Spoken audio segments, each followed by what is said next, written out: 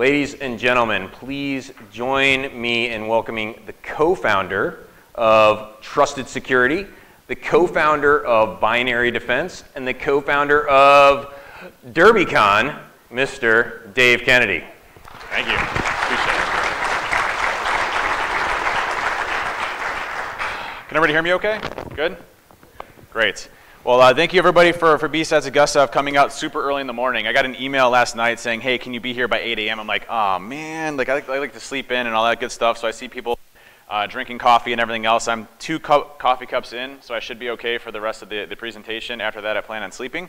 But I really appreciate everybody coming out today to hear me talk. And I really like this talk because it's talking about a lot of the things that we struggle with today.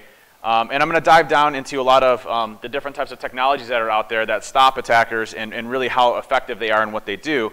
But really today's talk is looking at how do we get better with identifying attacks in their earlier stages. And there's a lot of technology out there like artificial intelligence and machine learning that we hear out there today that touts a lot of success rates when it comes to what's actually happening out there.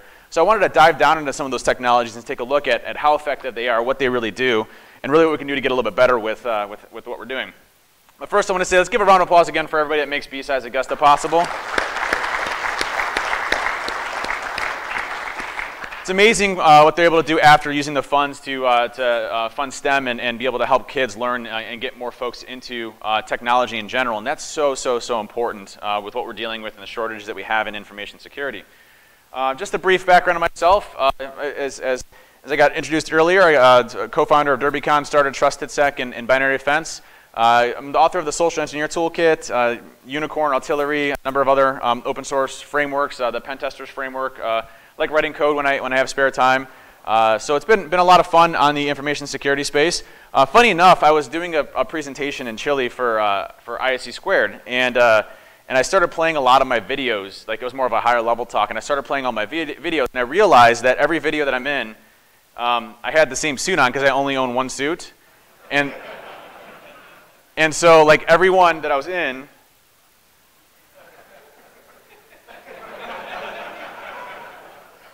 I was like, oh no, I need to change that out because like I don't like suits. I just like, you know, when I fly, I'm like a sweats type of person, and you know, I'm that type of person, and so I only really own one suit, and I really like that tie. But even Big Day, when I was heavyset, had the same tie. So I thought that was interesting. Also, I've been in a rap video. Thought that was pretty cool as well. In a Chris Brown rap video, which never thought I'd be in a rap video before. More of like a 90s grunge alternative, but it's all cool. Like it was kind of neat. I flew out to LA, and they wanted to do like a real live skit on a hacking video.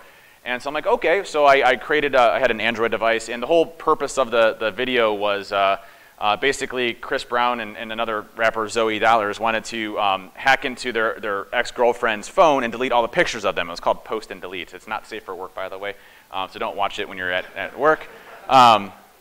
And so the whole premise was that, you know, they wanted to delete all the Facebook posts and things of them together, so they hired their best friend hacker Dave to come in, and so I actually created all the code in the background and used stage fright to trigger an exploit on the Android device and then delete all the phone, delete all the stuff off it. So they really wanted like an accurate portrayal. And that's been really cool. Same thing for like for Mr. Robot. I've gotten to help out a little bit with that TV show and a few other things. So it's been really neat to do a lot of the cool stuff out there. And be in a rap video, which, like I said, the only prerequisite of me helping out the rap video is I have to be in the rap video. And they're like, we'll figure that out. And so that's me for like a half a second.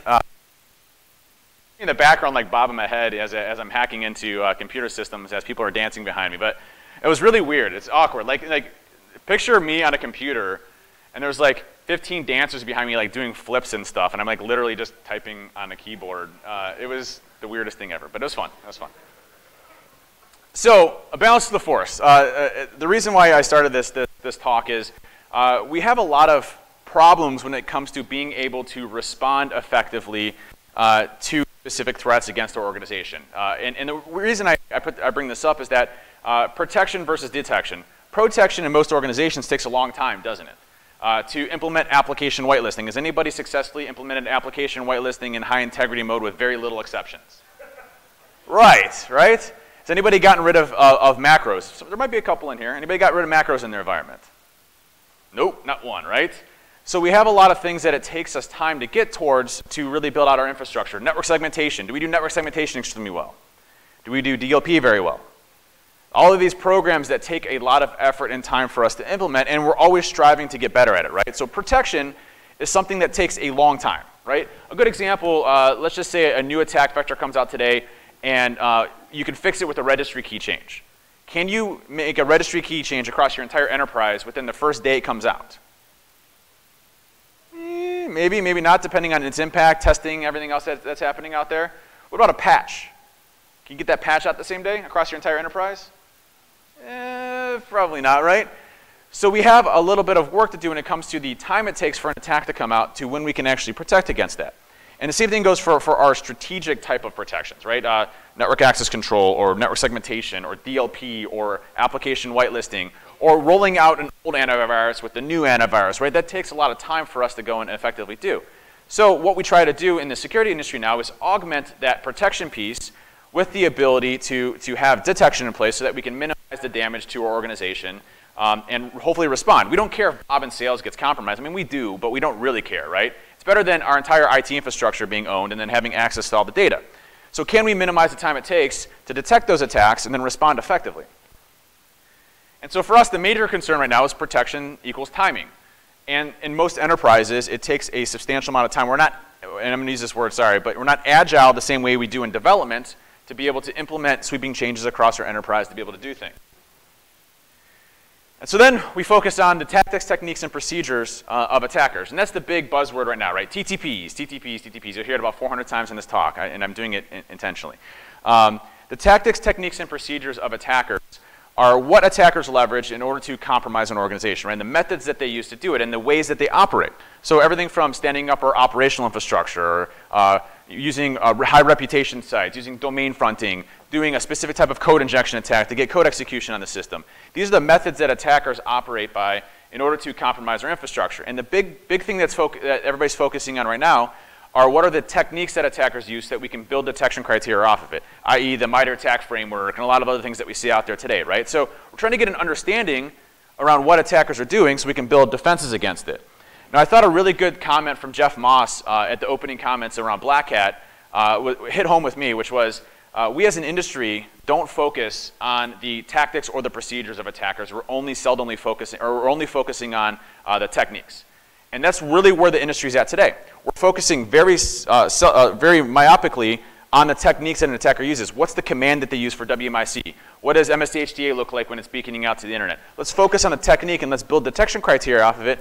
And we don't necessarily focus on what the patterns of behavior look like or the procedures that attackers use in order to compromise an infrastructure. So today, what we're really looking at is that we're using signature-based detection on techniques. So we're basically the antivirus of the 90s. And that's where our security programs are today. So we're essentially writing signatures for commands that look malicious, but if we modify them in some way, shape, or form, or we use a method that hasn't been discovered, we're fine. No problems as an attack goes. So we're still really back in the 90s, which was a good years. I love the 90s. It's my favorite time. Good arcade games, Super Nintendo, you had 90s grunge. Friends came out in the 90s, right? Friends was a good show. Seinfeld. 90s were the best.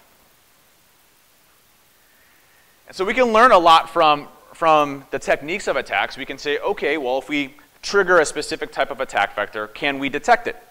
Great, that's fantastic. Now you have maybe 50% of the coverage out there. But do you really know how effective those detection criteria are unless you're doing something like simulations, like red teaming, or very specific attacks that are very applicable and practical to your environment as you're actively going and testing them? And so the current state of detection, and I love this as an example, I wrote this tool in 2012, so 6 years ago, right? 6 years ago, I wrote a binary dropper.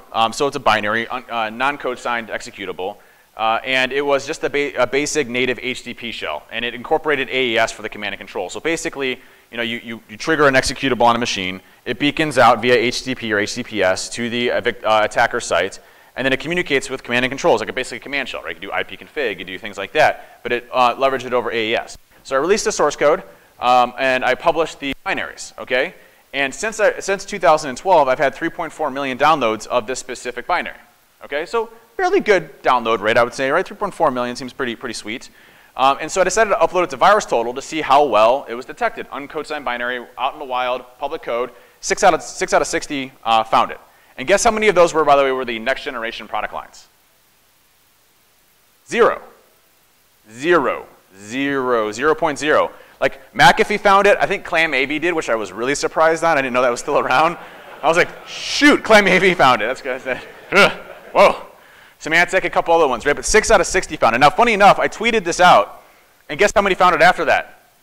37 out of 60. Magic, right? It's amazing what you can do by a tweet.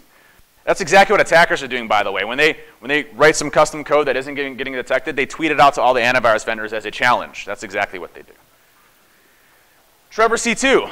I wrote Trevor C2, which was a command and control infrastructure for basically you can embed it in documents for macro injection. You could use it as a PowerShell stager. Also has a C# stager. And what Trevor C2 is, and you can go and download it today, is it's a command and control infrastructure and an exploitation framework for command and control. And basically with Trevor C2, what it does is it beacons out via HTTPS. And you can use the PowerShell stager. There's a Python stager, and there's a C# stager. And what happens is that the back end, you can clone any website you want to. So let's just say you clone Google. It'll have Google there, and it'll show Google being there. And when you go to the site, it'll be Google. But embedded and spread throughout the whole HTML source code is its command and control infrastructure. And it's all randomized throughout there. And so what will happen is the beacon will go out. It'll look like it's browsing as a regular user and loading the site. But it's reassembling the command and control instructions that it needs to do, and then it sends it off and then executes. So good luck detecting that, right? And this was 2 years ago. I released Gherkin last year and still have 0 out of 60 detection ratio out there. Good stuff. Nick Carr did a blog post. There was everybody remember the setting contents-ms extension type? This is an extension type that a guy named Enigma 0x3 or Matt Nelson came out with from SpectreOps. And he found that this specific file type, setting content-ms, the extension type itself gave code execution functionality, specifically in what we call a deep links parameter. And inside the deep links, you could have it call an executable or execute code. You could have it do PowerShell, whatever you wanted to. After this was released, it was weaponized within about 3 hours. There's a lot of different attackers that were leveraging this in the wild to use it for command and control or for code execution because it was something that hadn't been discovered yet. 2 weeks later, 0 out of 60 detection criteria. So again, when we look at detection today, we're focusing very much on that pattern piece and what's awesome and cool, but yet we still don't get a lot of value from our tools that we're leveraging, and especially the next generation stuff that's out there. And really the focus on today not be on the pattern. The pattern can be good for low-hanging fruit, but we need to be looking at the behavior of specific attacks and what they exhibit. A good example would be like application control bypass techniques, which we'll talk a little bit about. So instead of looking for, I'll just use PowerShell as a simple example before I explain this. So PowerShell. For PowerShell, do you look for invoke expression? Do you look for encoded commands? You know there's 12 different variations of encoded command. I think it's more than that, I think it's 16. So you can do -e, you can do -ec, you can do -en, enco. Different variations of encoded commands. You know if you throw double quotes in there, it's still a valuable string, or still a legitimate string. Or you throw carets in there, same thing. So are you looking for all the variations of all these different techniques from a full-fledged programming language? Or can you look at the behavior of PowerShell and say, well, hey, maybe we'll get some false positives out of this, but if we can bubble it up to a human to look at, maybe we have a better stance at detecting this. Like a good example would be, why is PowerShell beaconing out to the internet? We're going to get some false positives. Exchange is going to beacon out to the internet. When we do certain updates, it's going to beacon out to the internet.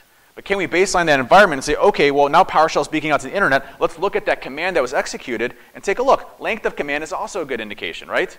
So there's a lot of things that we can say, okay, instead of looking at a very specific string that we're looking for, why not move to something that's more behavior-centric and say, okay, beaconing out to the internet in PowerShell, I want to look at that from an analyst perspective. I want to see what that looks like to see whether or not it's malicious. And there's a lot of good examples of this. So let's do a demonstration. I want to show a demo of Windows Defender. And I've had a love-hate relationship with Windows Defender for the past months. I think I started a war with them. So I called them out on Twitter because I wrote this tool called Magic Unicorn about, I don't know, it was like 4 or 5 years ago, okay? And when I wrote the Unicorn, what it is it's a PowerShell obfuscation tool. And you know, for things like encoded command, like if you have -en, -enco, et cetera, what I did is I'm able to use to value into string, convert an encoded command back so that it doesn't get detected by most EDRs and things like that that's out there. And what it does is it takes shellcode, whatever you want. It could be Metasploit, it could be CallStrike, it could be your own custom shellcode, and it uses PowerShell to inject it directly into memory without touching disk. Okay, now why that's important is that PowerShell today is starting to become more of a dying breed when it comes to us as attackers, because with PowerShell version 5 and version 6, integration into the anti-malware scan interface, script block logging, things that nobody's using right now anyway, those are all great things that eventually companies will use. Now, what's funny about script block logging is it's like one of the best things out there. If you're not familiar with script block logging, it's basically getting like the raw syntax as it's about to be executed by the PowerShell interpreter. It's a good visibility piece, but no one enables it because the amount of volume of logs that you get. It increases your Splunk license by like 500,000, right? So then we don't want to pay that. So screw detection on that. That's too much, right? And so script block logging won't be there. We don't use constrained language mode. No one uses that because it's going to break all of our developers and everything that we're doing out there. But we are seeing more prominence of PowerShell version 5 and version 6, which ultimately increases to additional logging. Now, I did the very first ever PowerShell security talk. It was when PowerShell beta first came out. And it was at DEF CON, I think, DEF CON 14 maybe? What's that? Did I do it there? Did I do that right beforehand? I think I did DEF CON first, and then I did B-Sides after. But it was one of the first ever PowerShell talks ever. And I basically talked about how PowerShell was going to be the new way of attacking. This is back in 2008, 2009. And what was funny about it is I called it PowerShell OMFG, and we released a bunch of cool scripts that we can use, and PowerShell wasn't embedded into Microsoft at that point.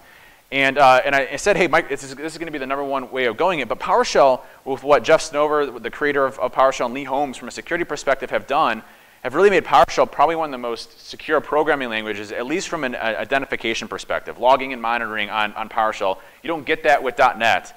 You don't get that with Python. You don't get that with Bash. The amount of logging that goes into PowerShell and what you can do to lock it down with constrained language mode and everything else makes it a substantially better programming language out there than anything else. So we as attackers know that our window for PowerShell is extremely lower. But with Windows Defender specifically, and I'll talk about the anti-malware scan interface, the detections that we're using right now are still signature-based. There's no machine learning or behavior going on in these things, even though that they tout it. It's absolutely ridiculous. What is happening now is you have a PowerShell command that gets executed, and prior to execution, it goes into the anti-malware scan interface, AMSI, okay? And it gets inspected by AMSI, and it says, hey, and it's basically in its rawest, its clearest form. So after encoded command, after it's decoded, and basically right before it's about to hit the PowerShell interpreter, it'll scan it with the antivirus engine, and it'll say, hey, do any of these meet our signature criteria in AMSI? And so what happens is that they'll take Unicorn, which is a public tool, and I called them out on it because I wrote Unicorn like 5 years ago, and it still wasn't being detected by antivirus. And I'm like, listen, can we just start to get better on the technique that Unicorn is using around injecting shellcode directly into memory through PowerShell? Is probably not a great idea. Like, why do you need create thread? Why do you need virtual alloc? Why do you need all of these things in PowerShell? Kill the technique, not the specific signature. Because an attacker isn't going to upload Unicorn to GitHub and talk crap to a bunch of antivirus vendors, right? That's not what they do. So when I wrote Unicorn 5 years ago, I wrote 2 versions. One was kind of like a buggy version, but it worked fine. But then I got a little bit better on the coding stuff, and I released what became Unicorn today. Interesting enough, does anybody know what my detection criteria is on that one that I wrote 5 years ago that I haven't published? 0. The one today? They release new signatures every week because they think it's fun, because they just basically write static signatures on different things. My code's actually gotten so much better. Like, it's great. Works a heck of a lot better. So I'm going to show you a demo of that right now. I'm going to show you an example of what Defender will typically look for. Now, in shellcode, specifically with Metasploit, they really, really like writing signatures for Metasploit. That's their big #1 thing, and it's awesome, right? We're going to write signatures for Metasploit. We're going to attack Metasploit. Well, with Metasploit version 5 that's coming out, you can get it from the GitHub repos right now.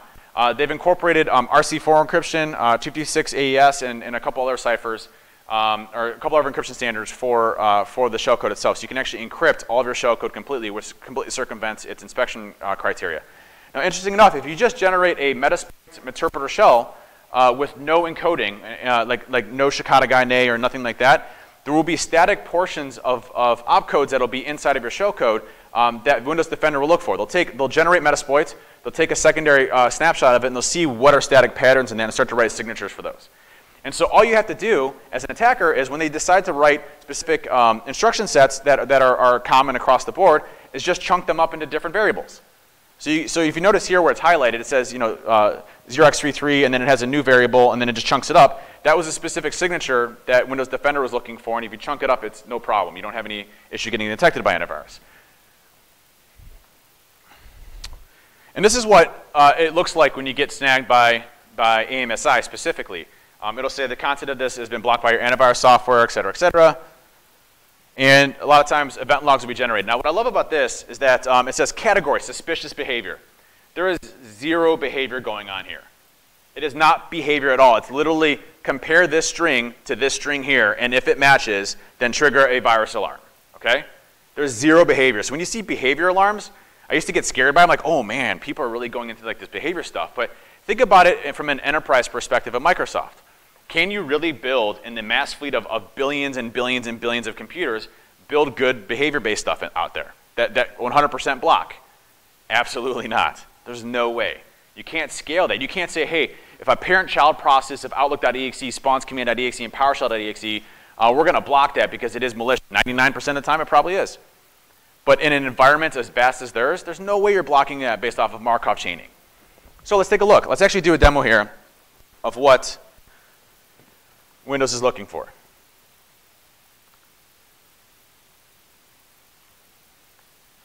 Can we see that? And then we got our Windows machine here. And so this is Windows 10, fully patched with the latest signatures up there. And what we're going to do is take a look at what specifically would be flagged on. So let me generate a quick shell.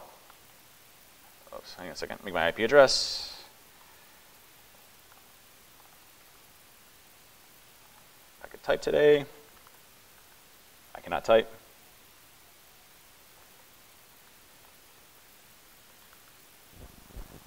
Now this is Unicorn. What it's going to do is it's going to generate a PowerShell encoded command that we can just copy and paste somewhere for code execution, okay?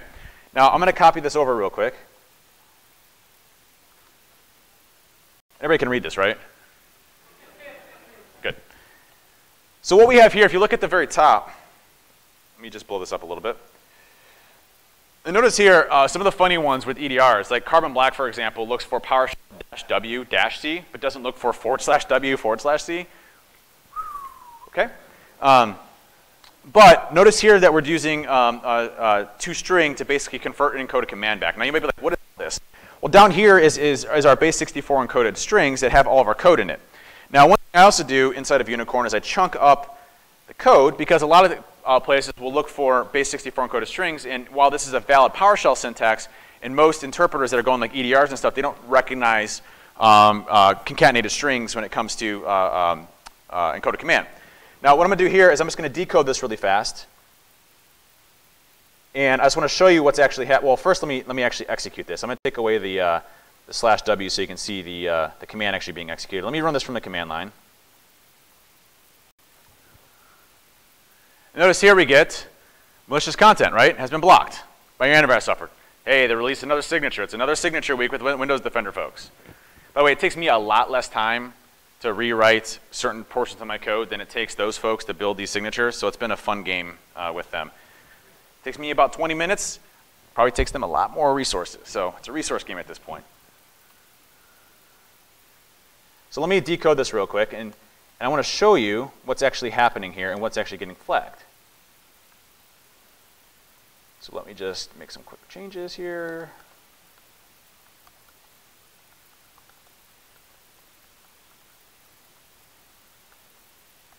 All right, here's the code that's happening here. Let me just move it over to here so you can see it. Here's our code, okay?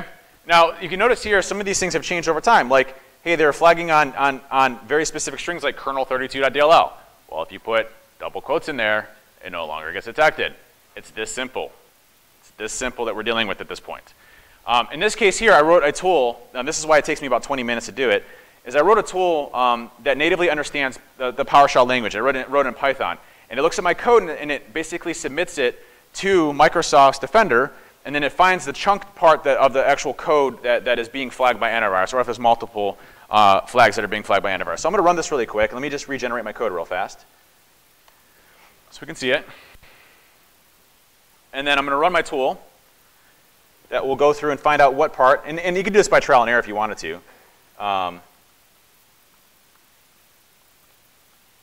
And what it's going to do is it's going to chunk up all my code, submit it to Defender to see what's actually happening and what gets detected. It takes a sec.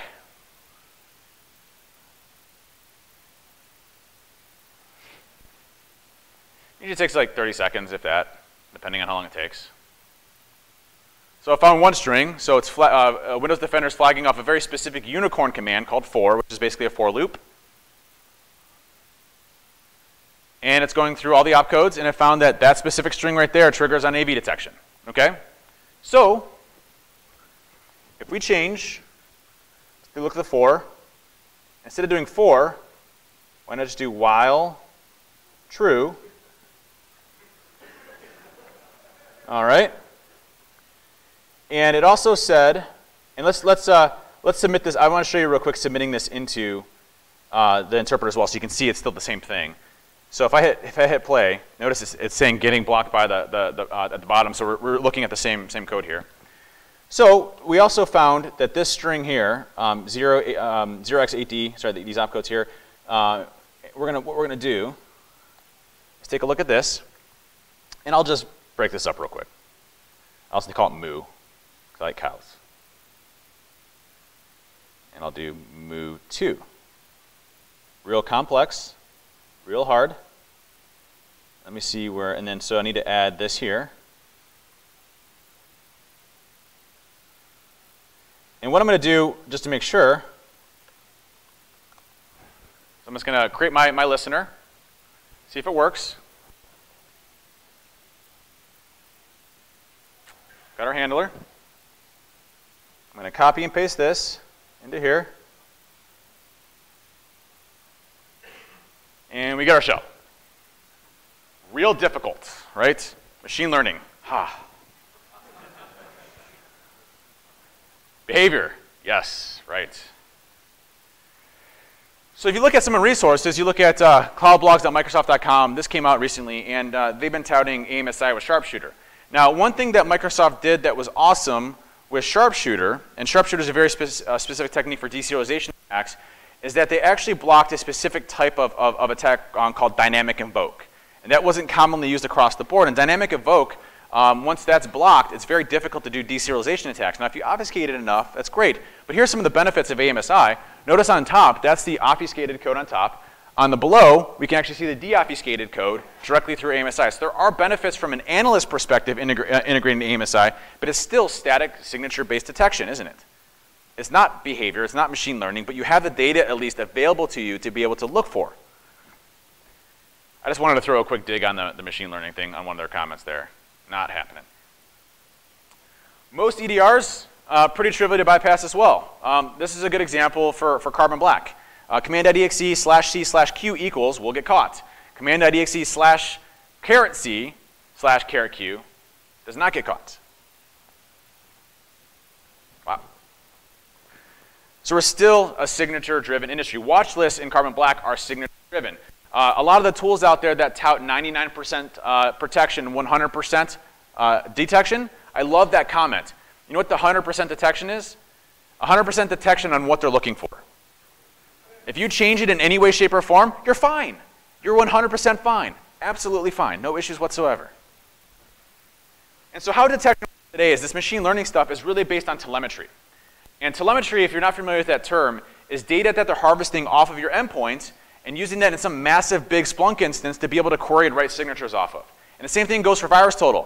When that control settings-ms came out, or settings content-ms came out, what I did is as I took that and I named it apt28.settings control-ms, and in the deep links I had like a pretty obfuscated PowerShell command, and in there I put a shout out to one of my friends.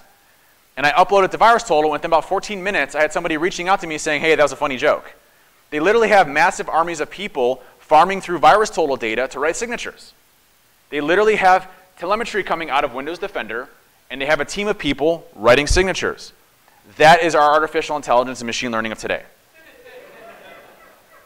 Human beings going through massive amounts of data, writing signatures. And again, if you change that in some way, shape, or form, you're usually fine when it comes to it. Code execution. This is from what we see at Binary Defense, but today about 84% of what we see are still binary droppers, dropping an executable, usually uncode signed, non-code signed, onto an environment to get code execution. Still about 84%. That's the massive amount of, that's the most prevalent amount of attacks that are out there. 13% is PowerShell injection, okay? definitely an increase from last year. It was like 8% last year. So PowerShell is definitely prevalent in environments. Now what we're starting to see is the change to application control bypass techniques, or what we call LOLBAS, binaries and scripts. And I'll talk a little bit about this. But most companies today are still focused on executables in PowerShell, which is where you should be. That's your highest percentage of attack surface when it comes to the predominant amount of out there. But we still need to be looking out for these. LOLBAS, if there's a good source from Odvar Mo, Odvar has a great site that lists all of the different application control bypass techniques and scripts that you can use. And what these are, if you're not familiar, is that Windows comes shipped with all of these different binaries, right? You have to run an operating system, right? You have to have PE files, you have to have executables. And so when the operating system starts, you have what? Explorer.exe, you have all of these different executables in your operating system, right? Well, a lot of these have code execution functionality with zero logging whatsoever. So a good example would be like MSHDA, WMIC, regSVR32, CBD.exe, CSC.exe, even BG info. Remember the thing with the background info? Has remote code execution functionality with VBScript. So these are code-signed binaries from Microsoft that have additional functionality to go and download code from the internet and execute it either in memory directly or download a file and execute it. And so these things are great for us from an application whitelisting perspective. Why? Because you whitelist Microsoft code signing certificates, don't you? And so this is where a lot of the research is going into today, is finding these and either publishing them. Casey Smith from Subt is one of the best resources when it comes to finding these. You have a lot of other folks too that are doing research into this in this area here. But what's interesting, as of last time I checked, there were 68 total binaries, just binaries alone, that have additional code execution functionality in them that allow you to execute code on a system without detection. And that's where a lot of the research of attacks are going into right now. So my personal favorites, and this is my favorite meme. I've literally put this in every one of my presentations for like the past 5 years, and it just gets better as you watch it. So like, you know, and I usually use this for ones I'm going to talk for a little bit because it entertains the audience, and it just gets better. Like people are looking like it's going to get better. It is getting better, right? That's right. It's awesome. Whoever created that is like the most genius person I've ever seen in my life. It's like the perfect. Just give me 1 second. Just 1 sec. All right. All right, we're good. So some of my favorite ones, like WMIC, for example, you can use the /format, which will look for http://badsite.com, and then you can download an XSL and execute code. CertUtil, you know, CertUtil has the ability to download code directly from the internet. One of the cool ones that we saw in the wild that Daniel Bohannon did a tweet on recently, it was probably a few months ago, but it was using CertUtil to download PowerShell code and then execute the PowerShell code within PowerShell. Now, what does that specific chain do? Does anybody know? So if we're looking for PowerShell beaking out to the internet, but instead they use CertUtil to go and download the PowerShell code and then execute the PowerShell code that doesn't use the internet, what happens? Boom, there goes our detection criteria, right? What happens if you, by the way, certain things on EDRs, what happens when you rename PowerShell? Yeah, right, it's usually that easy, by the way. And so a lot of these have the ability for code execution. MSHTA is another good example. You can actually, you don't have to have the extension types at the end of them. You can have it be a .txt. What happens if you see Internet Explorer user agent or user agent from MSHTA go out to GitHub and download something? Like they go into github.com/awesometool/license. Is that suspicious to you? Probably not. Depends on if it's MSHTA going out. But a lot of these have the ability to download code and execute it, and that's what's important. Now, let's talk about behavior for a second. So I saw when the WMIC portion came out, almost all the EDRs, all the signatures that came out, looked for /format. What happens if you change /format to something a little bit different?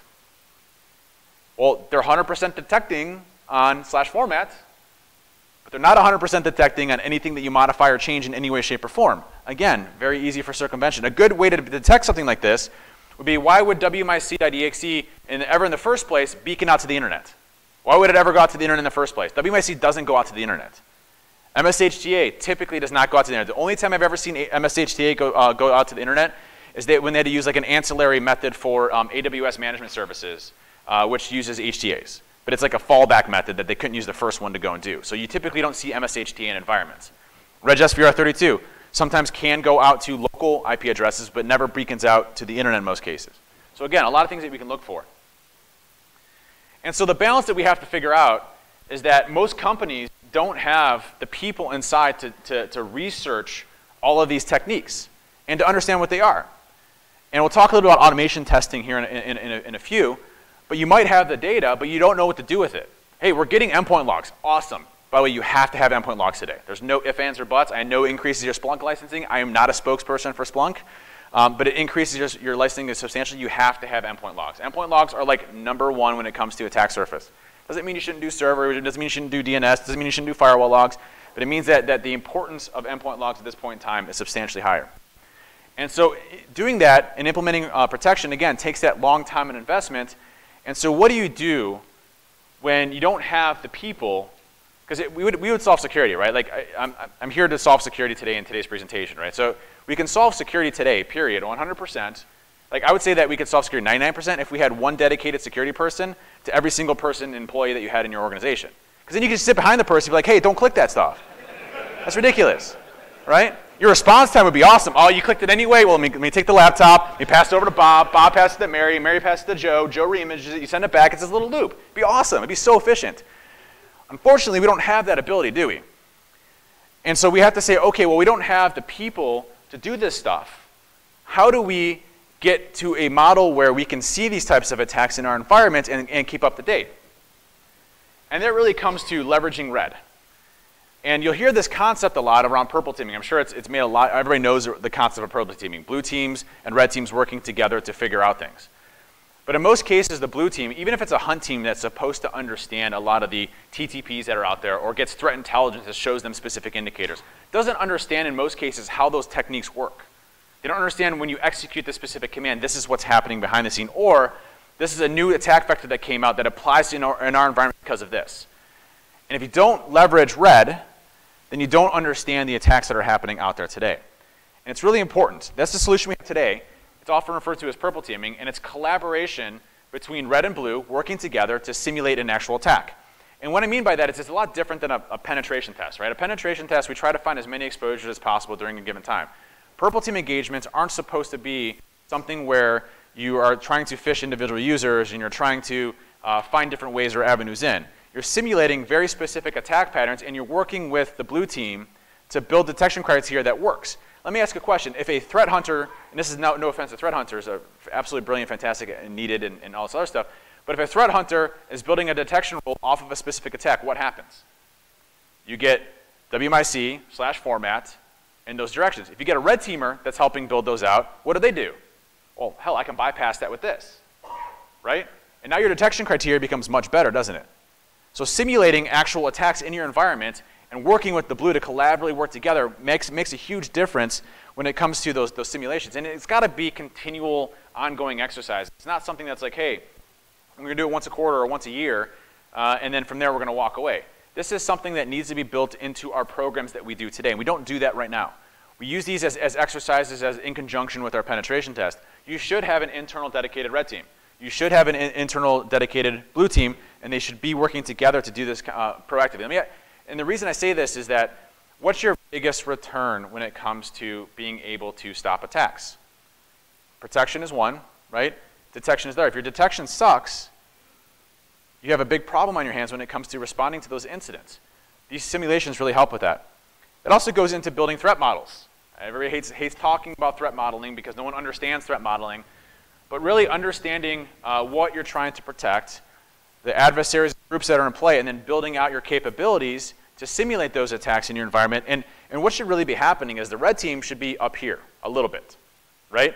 And your blue team should want to get to here. And then your red team goes here. And you go like this, right? And it's about going through. And it doesn't mean that you have to detect everything that's out there. But a good example is like lateral movement. People focus on decom lateral movement, pass the hash, other methods for WMI-exec to understand lateral movement. You know how many different types of lateral movement there is in your environment? Lots. However, if you look for something simple, like, hey, we're going to get all local logs, and we're going to do event log ID 4624. We're going to look for login type 3, and we're going to see what workstation lateral movement that we have in our environment. That is a very specific behavior in our environment, instead of looking for a very specific pattern in our environment, and baselining our environment saying, hey, well, maybe we have a few service accounts coming from this source IP address. Let's put exceptions into those. But let's look at lateral movement as a whole and what we're seeing. Do you want to see Bob in sales moving laterally to Barry in IT's computer? That's probably not a good indication that something's right there. Again, behavior versus pattern. The red team responsibilities, and a big portion of this comes down to research. research has to be the foundation of what makes up that red team. Building out, you might start off, hey, we're going to do Metasploit and Meterpreter with no encoding. Hey, we're going to do encoding. Hey, we're going to do Cobalt Strike. Okay, now we need to use our own custom C2 infrastructure to build out and use an undocumented method for code execution because our team is so good at this point. We, at Trusted Sec, in a sales pitch, there's a lot of great companies out there. At Trusted Sec, we found a couple customers, only a couple, like 2, that the sophistication level was so high that it made us look like a bunch of children. And so we ended up dedicating our entire team a year and a half ago to building an entire research team for doing methods and techniques that haven't been discovered before so that we can get access to those environments and do it. And we do very well at that now. But during those periods of time, like, there are only a few companies that have hit a level based on what they're doing to get to that specific type of level out there. And that's because they're continuously doing a lot of testing. And really, your red team output directly equates into what you're doing for your defensive capabilities. Now, really quick, talking on automation testing. I'm a huge fan of automation testing. If you're familiar with the MITRE ATT&CK framework, you have Caldera, you have the Atomic Red Team, you have a lot of commercial platforms that are out there. There's a lot of great things that those tools can do. If you're not familiar with them, you can run a tool on an endpoint, and it generates a bunch of alarms for you. Now, that's great, but do you know what to do with those? So if you see MSHD8, what do? You write a signature for MSHD8 going to this, and we see if we see in our logs, then we write a detection. It can't help with a lot of the commoditized stuff that's out there, but to be honest with you, and most companies that are running these tools still have password 1 as their administrator password for their domain admin. You don't have to worry about this type of stuff yet unless your program's actually functioning appropriately. I can't emphasize the amount of time it takes for research.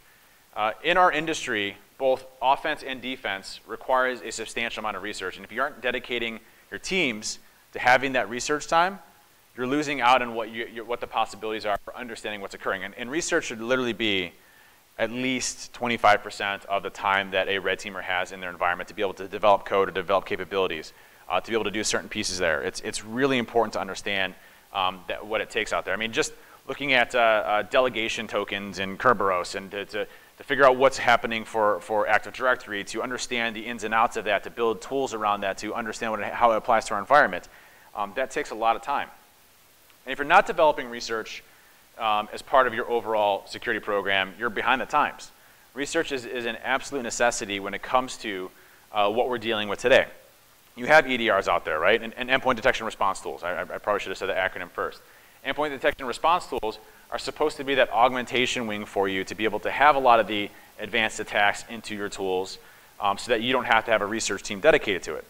In most cases, they can find a lot of the low-hanging fruit that's out there and a lot of other good things out there. So as an attacker, we need to understand how to get around those specific tools and how to use our techniques to get around them to see what an actual attacker can do. And if you're not dedicating research to those, again, you have a lot of major problems. So closing up, if you take one thing away from this, it's that Windows Defender is awesome, right? Machine learning is awesome. Artificial intelligence is awesome. Your EDRs are doing a great job because they detect 100% of everything that's out there. DerbyCon is far less superior than BSidesAugusta. There's a lot of things that you can take away. And anybody's watching just this talk, there was a whole joke before this. I don't want to throw anything out there.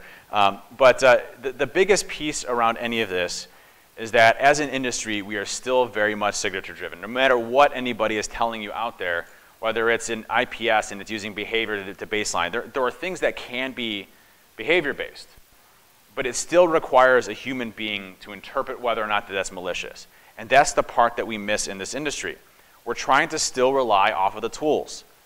And while the tools may provide us better visibility or may augment us in a way, if we don't have the people to support that, then your program is non-existent. You cannot sidestep people, period. People have to be invested upon. People have to have the time to learn. People have to go to training. You have to have a team dedicated to this type of stuff. And if you want to do detection today, you have to have people. There isn't a tool out there that I know of today that doesn't require people to actively go through them. A good example would be some of the best prevention that I see out there today. Some of the best prevention is application whitelisting. Can you run an application whitelisting program without people? Right, we laugh, right? Does everybody here have a standardized laptop where everything is exactly the same on every machine? No. You have to have people for that. Good example, process chains. If you look at a parent-child process, that's one of the most valuable things that you can use in an environment for detection. So you have a parent process of winword.exe spawning a child process of PowerShell or command.exe or WScript or CScript. What does that mean? Something bad happened, right? But if you don't have that visibility to look at that and say, well, maybe there are certain business processes that leverage that. Maybe we have a couple of macros in our environment that uses a business process as PowerShell or command.exe. But if you did investigate that with the person, would you know that? Can you just straight up block that across your entire environment? Probably not. You probably have deviations to those. A good example, I was doing a breach assessment for a company, and I thought I found something amazing. I'm like, oh, I just paid for my whole consulting experience here because I found this one thing. And it was an Exchange server, and it was a domain admin account running as a PowerShell command that was going out to a Chinese IP address and downloading a non-code sign executable. And it was like a randomized name. Is that bad? Yeah, right? I'm like, I just made my money. Domain admin, going and downloading an unsigned binary from the internet, from China, I made my money. So now I can just like chill and write some code for the rest of the week. No, I'm just kidding, I didn't really do it. That's what we do, right? So what was funny is I went to the customer, I'm like, found some stuff, like this is critical, urgent, we gotta shut down the Exchange server, we gotta change the password. Like, oh no, that's, we have a third-party development company in China, and it's a reporting tool for our Exchange service, it's legit. I'm like, oh. Well, I got a couple suggestions for improvement there. However, it's not malicious, is it? It's a business process that they're using in their environment, but if I didn't look at that and investigate that, I wouldn't know. When I look at msht.exe beaking out to the internet, maybe we have a business process that does it, but if you don't give that to a human, are you gonna know? So detection really focuses on the people, and one thing I want to close with is that there has to be I know this is a big term, but there has to be a whole process for how you continuously mature. A good example would be, hey, does everyone remember the DDE auto stuff that happened about 1.5 years ago, right? So if you're not familiar with like DDE auto, most code execution through Office documents comes through macros, right? That's the primary method. Well, a security researcher found a way to do code execution without macros. It was called DDE auto. It was a method that you could use to then get code execution on a system. Does anybody know how long it took to be weaponized by Lockheed? 24 hours. Does anybody know how long it took to get weaponized and used and exploited in the wild? 4 hours. So our time window for that is very small, right? How does something like that in your environment where DDE auto is being released get to your security operations center from an analyst to be able to detect it? And that's the gap, right? How do you continuously make MSHTA, when it beacons out the internet, a known issue for your analyst? And how do you train them on that and that process that it takes in order to do that? If the red team discovers new methods for bypassing your detection, there should be direct ways of building detection into there and training your SOC analysts or individuals that are going on the hunt looking for those as a way to proactively identify those in the future. One of the biggest things, and I run a 24/7 security operations center, one of the biggest things I have with humans is humans looking for something that is legit, like not legit. Like me as a attacker, we had one recently that our team missed. And but luckily we caught him on the PowerShell execution, so we got him on that, but we didn't get him on the MSHTA piece. So there was a thing that was like user awareness training.hta. Is there ever going to be a user awareness training.hta? If you're an attacker, you know that that's not legit, right? You know that there's never a user awareness training.hta out there. There's not a company that uses HTAs. So our SOC analyst looked at it and said, oh, it must be user awareness training. And he closed the ticket. Didn't know that that was a method. And that's our bad for not being able to train them in a way to get better at that. Now, luckily, our other detections, like PowerShell injection and everything else, quickly hit after that, which is fantastic. We caught it. But in those specific cases, do you have a mechanism to train your SOC analysts of what looks malicious and what is unusual behavior? Those are all big pieces that we don't focus on today. And that process where you're looking at from the beginning of when we discover or when we actually do a simulation or test in our environment, what does that mean to get that into a format to where we can use it intelligibly in our environment? And those are the things that we have to answer in security today. I want to thank BSidesAugusta for having me out here. And really appreciate everybody's time. Does anybody have any questions? Open up for like 2 questions or no questions. You don't feel shy. I don't bite. Yeah. Get this thing worse than hey does.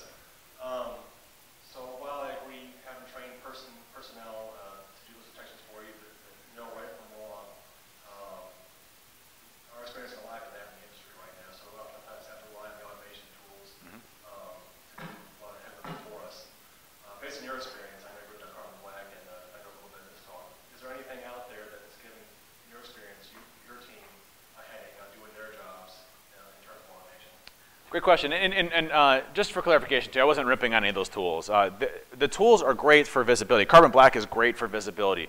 What you can get from process chains, what you can get for what's being executed on the system itself. They're great for visibility, but if you don't have the people to build them up and to manage and maintain them, then they start to become a problem. And so the question was, is there any tools out there that have given us a headache? And honestly, the answer to that is there's not a product there that is giving us a headache. It's been the teams that have given us a headache. There was a company that was leveraging a specific tool, and I won't name the vendor in this one. The product itself, out of the box, is not going to be good for detecting us, right? But they've had a team there built in and doing the testing back and forth, purple team exercises, having a hunt team, and they've built the tool over time to where once we got code execution, we did something that we thought was super stealthy. Like, we're like, oh yeah, we got a show, we're all high-five. All of a sudden, 2 seconds later, the machine goes in containment. We no longer have communication with our command and control infrastructure. Like, how the heck did they detect that? So we use somewhere else. So the people have really been the big aspects. There really hasn't been a tool that has been a major problem for us to get around as an attacker. I would say that things are definitely upticking, getting better. It can get harder for us depending on how much they lock the machines down. Like a good example would be Cylance. Cylance's AI components aren't hard for us to get around, right? But their application control functionality that they have in there is actually really solid. So if they implement application control very effectively, then we have to figure out ways to circumvent and get around those to be able to do it. So I would say that, again, it's not necessarily the tool, it's how it's implemented and how the people are using it in order to make it better and understand those attack vectors. So it's not, it doesn't matter if you're using Carbon Black, using Cylance, using CrowdStrike, using whatever you want is fine, as long as you can build those tools to be better than what they are out of the box. Because out of the box, think about it from an organization perspective. If a company releases protection that actually works, is that going to work across every single enterprise? Most likely not. The variations and differentials that you have to do in most environments is substantially large. So they have to deal with a lot of these things, and while they can lock things down to stop things, it requires the people to customize and to use those tools in a way that makes a difference. So to answer your question, no, not really any tools that have caused us a lot of headache or issues. So, good question. Any other questions? One last one? All right, well, thank you all very much for having me out here. Appreciate it.